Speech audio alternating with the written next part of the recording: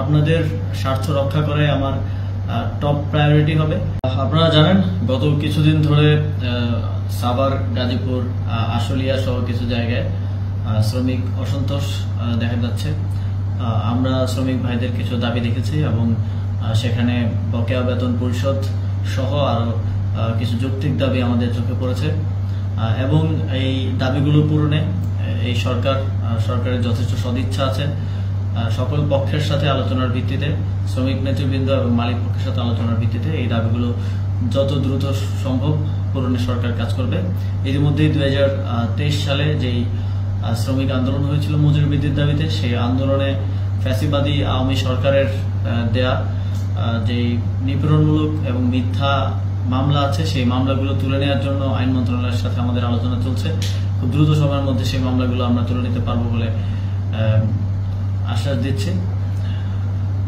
এছাড়াও আমরা দেখতে পাচ্ছি এই শিল্প অঞ্চলগুলোতে কিছু বহিরাগত হেলমেট পরা অনেকে আমরা দেখতে পেয়েছি, যাদের ওই শিল্প কিংবা শ্রমিকদের সাথে কোনো সম্পর্ক নেই। এছাড়াও জুট ব্যবসাকে দখলকে কেন্দ্র করে কিছু রাজনৈতিক এবং স্থানীয় প্রভাবশালী অনেকেই সন্ত্রাসী কার্যক্রমে যুক্ত হচ্ছেন এবং কলকারখানায় হামলায় ইন্ধন দিচ্ছেন।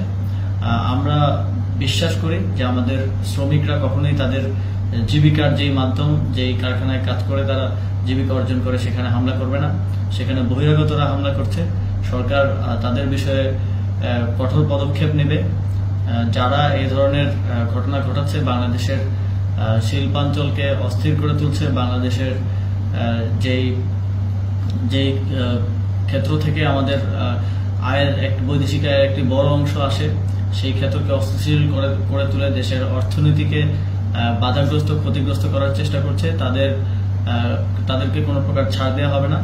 আমরা শ্রমিক নেতৃবৃন্দের সাথেও কথা বলেছি। শ্রমিক নেতৃবৃন্দের অধিকাংশই এই মত দিয়েছেন যে এখানে কিছু বহিরাগত রয়েছে যারা ওই শিল্পাঞ্চল কিংবা শ্রমের সাথে কোনো সম্পর্ক নেই।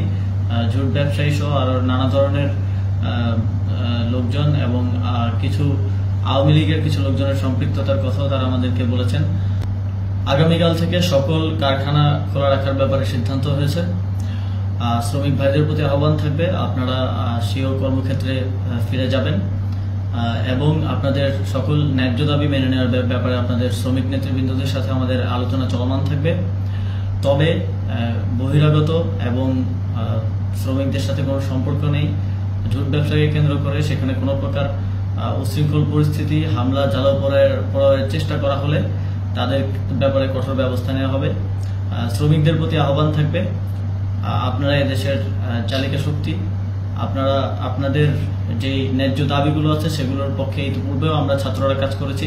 আমরা ঢাকা বিশ্ববিদ্যালয়ে আপনাদের সকল ন্যায্য দাবির পক্ষে সংহতি জানিয়ে প্রতিবাদ করেছি।